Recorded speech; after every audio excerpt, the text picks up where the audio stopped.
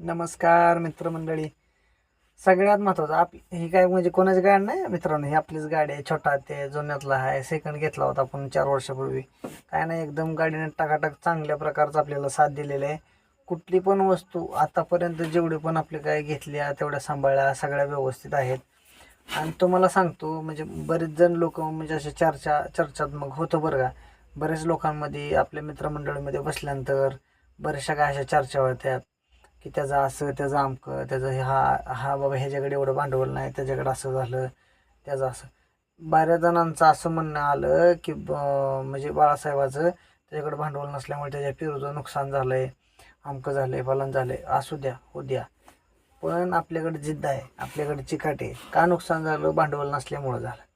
जरी समजा नसलं तरी पण आपल्याकडं कुवत आहे की आपण बाबा कमवून आपल्या स्वतःच्या पायावर उभा राहून आपण ते कमवण्याची आपल्या जिद्द आहे, चिकाट आहे.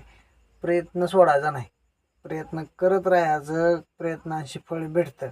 मला सांगा, कोणीतरी काय आज मी त्याला जे काय स्टार झालेले आहे ते किंवा काय झालेले आहे ते, किंवा आज मी त्याला जे आपलं पंतप्रधान आहेत साहेब, एवढं मोठं साहेब, एवढ्या मोठ्या उच्च पदावर आज देशाचं नेतृत्व करतात, एवढ्या जगामध्येच त्यांचं नाव आहे की बऱ्याचशा गोष्टी ते पण खालचे एकदम खालच्या स्तरावरनंच असं हळूहळू प्रगती करत करत करतच ते आज मिथिला त्या ठिकाणी पोहोचल्या. तर ते पण चहा बनवत होते, चहा विकत होते.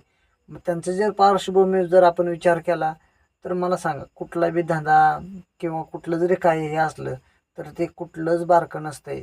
कॅमेऱ्याच्या समोर पण बोलायला धाडस लागतं, दम लागतो. आणि सगळ्यात महत्त्वाचं, त्या ठिकाणी न डगमगता बोलणारा सुद्धा एक भरपूर अशी उदाहरणं आहेत, ती भरपूर उदाहरणं देता येतील.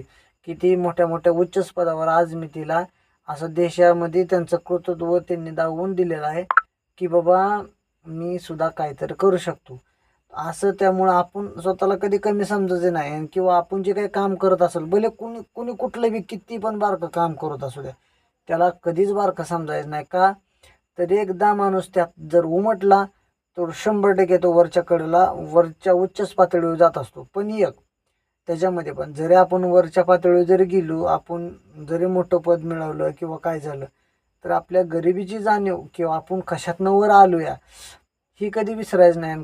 दुसऱ्याला कधी कमी लेखायचं नाही. ही सगळ्यात महत्त्वाच्या गोष्टी आहेत त्या. तर आपण केलेल्या कष्टाचं फळ मिळतं आणि त्याचं चीज होतं. तर आपल्याला लोक नाव असते ते बी, आपल्या डोक्यावर घेऊन नाचते ते बी, पण असं भारावून पण जायचं नाही आणि एकदम असं खाली राहायचं पण नाही.